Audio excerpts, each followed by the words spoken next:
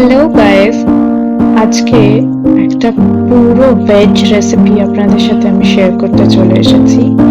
এই রেসিপিটা যদি একবার বানিয়ে খান, আমি গ্যারান্টি দিয়ে বলতে পারি যারা ভেজ খান তাদের জন্য এটা খুবই ভালো। আর এটা মোটামুটি সবকিছুর সাথেই চলে যায়, সেটা হোক রুটি, পরোটা বা যে কোনো ভাতের আইটেম। তো তার জন্য প্রথমেই আমি যেটা করে নিয়েছিলাম সেটা হচ্ছে কিছুটা কাজু আর পোস্ত একসাথে গরম জলে ভিজিয়ে রেখে নিয়েছিলাম। তারপর এই রেসিপির জন্য যা যা চপিং করতে হবে সেগুলো আমি আপনাদের প্রথমেই দেখিয়ে দিয়েছি, সেগুলো আস্তে আস্তে সব চপ করে রেখে নিয়েছি আর কিছুটা দইও ফেটিয়ে রেখে নিয়েছি। এরপরে একটা কড়াইয়ের মধ্যে তেল গরম করে তারপর কিছুটা ডুমো করে কেটে রাখা আলু, সেটাকে খুব ভালোভাবে ফ্রাই করে নিতে হবে। যতক্ষণ না লালচে হয়ে আসছে ততক্ষণ ভালো করে ফ্রাই করে এটাকে সাইডে তুলে রাখবো। তারপরে এই তেলের মধ্যে অ্যাড করে দেব কিছুটা কাটা পনিরের টুকরো। সেগুলো মোটামুটি লাল করে ভাজা হয়ে গেলে এগুলো একপাশে আমি তুলে রেখে নেব। যতটা লাল আপনারা পছন্দ করেন ততটা ভেজে নিতে পারেন, খুব নরম চাইলে সেটাও রাখতে পারেন। তো যাই হোক, এটা আমি ভেজে নেওয়ার পর পনির গুলোকে আলাদাভাবে তুলে রাখবো।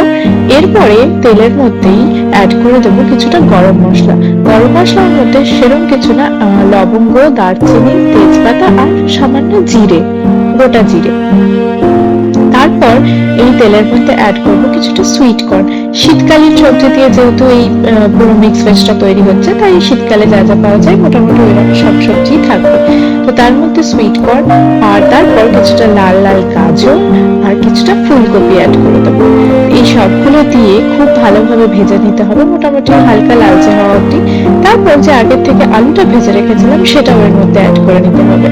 আর খুব ভালোভাবে নাড়াচাড়া করে আমরা যে কাজু পোস্তটা পেস্ট করে রেখেছিলাম, মানে সেই ভিজিয়ে রেখেছিলাম সেটা আমি পেস্ট করে নিয়েছি, সেই পেস্টটাও এর মধ্যে অ্যাড করে দেবো আর কিছুক্ষণের জন্য কষিয়ে নেব। তার সাথে এখানে মশলার মধ্যে অ্যাড করব আমরা শুধু লঙ্কা গুঁড়ো আর ধনে গুঁড়ো আর একদম সামান্য জিরে গুঁড়ো, মানে 1 চামচ মতো জিরে গুঁড়ো, ব্যাস। মশলার মধ্যে কিন্তু আর কোনো মশলা পড়ছে না, আদা, রসুন, লঙ্কা বা কোনো রকম মশলা এর মধ্যে পড়বে না, তাই জন্যই এটা কিন্তু মশলা ছাড়া রেসিপি। তো সব মশলাগুলো দিয়ে সবজিগুলোকে ভালোভাবে নাড়িয়ে চাড়িয়ে নিতে হবে, মোটামুটি কষা কষা হওয়া অবধি একটু নাড়িয়ে নিতে হবে। তারপরে এর মধ্যে অ্যাড করে দেবো সেই ফেটানো দইটা, যেটা আমরা প্রথমে ফেটিয়ে রেখে দিয়েছিলাম। তো এর মধ্যে দইটা দেওয়ার পরেও কিছুক্ষণের জন্য এটাকে সেদ্ধ হতে দিতে হবে ঢাকা দিয়ে। তারপর জল ছেড়ে যাবে সবজি থেকে, দেখতেই পাচ্ছেন। তারপর আমরা যে ক্যাপসিকাম আর কাঁচা লঙ্কাটা রেখেছিলাম, চেরা কাঁচা লঙ্কা, একদম লাস্টের দিকে সেটা অ্যাড করে দেব। কারণ ক্যাপসিকাম খুব বেশি গলে গেলে সেটা ভালো লাগে না খেতে, একটু কচকচে থাকলেই ভালো লাগে।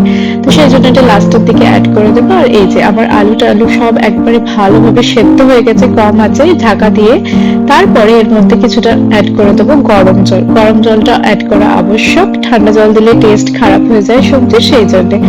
তো গরম জল অ্যাড করে দেওয়ার পর একটু ফুট চলে এলে তার মধ্যে অ্যাড করে দেবো আমরা যে আগে থেকে পনির গুলো ভেজে রেখেছিলাম সেইগুলো।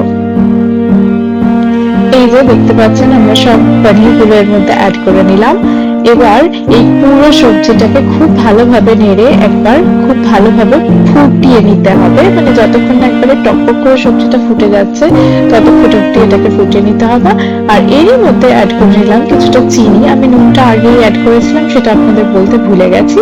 তো যাই হোক, সবকিছু অ্যাড করে নেওয়ার পর ঢাকা দিয়ে মোটামুটি 5-7 মিনিটের জন্য ফুটিয়ে নিতে হবে, যতটা আমরা পরিমাণ ঝোল চাই ঠিক ততটা রেখে।